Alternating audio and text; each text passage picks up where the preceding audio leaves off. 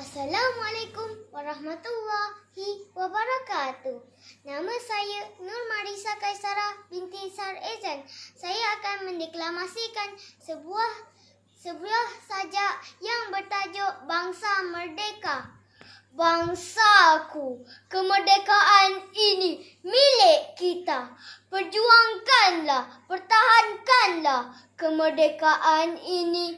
Sudah 63 tahun ia berlaku. Kini lihatlah negara kita ini yang cemerlang, gemilang dan terbelang.